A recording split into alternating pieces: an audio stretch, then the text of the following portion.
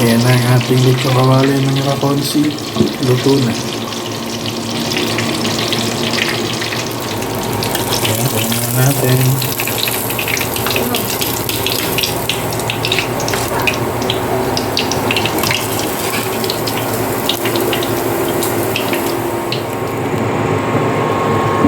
Ayan, magluluto tayo ng lechong kawali mga kakonsi.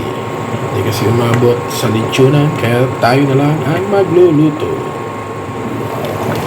Kulong-kulo na.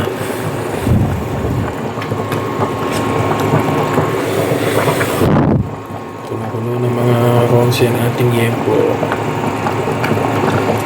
Baligtad muna natin.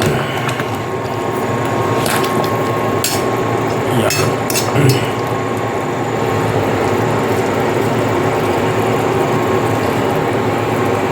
Ngayon, babalikan ulit natin yan.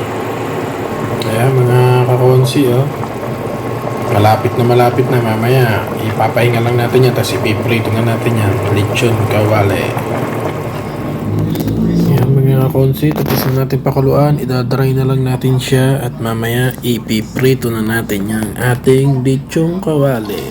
Kaya mga kakonsi, nagpapainit na tayo ng langis at ipiprito na natin ang lechon kawali. Ayan ang ating lechong kawali, ipiprito na natin yan. Ayan mga kakonsi, ilagay na natin ang ating lechong kawali.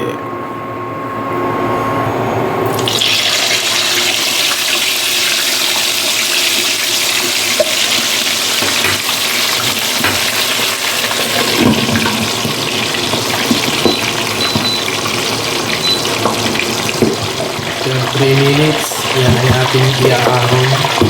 Ipag-rest muna natin siya at mamaya ulit natin gagawin. Tututo ka na. Sigurado, luto mo naman.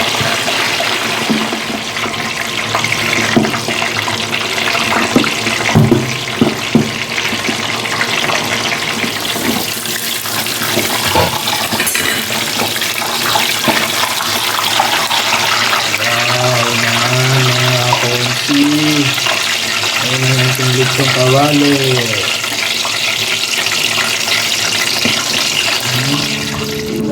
Papahanginan ulit natin yan mga kakonsi. Idadry ulit natin tapos ipiprito ulit natin para mas lumutong pa siya. Ayan mga kakonsi, napahanginan na natin siya at ipiprito ulit natin siya ng ilang minuto para sa mas maging malutong siya. Ayan. Idalagay na natin siya. Ayan.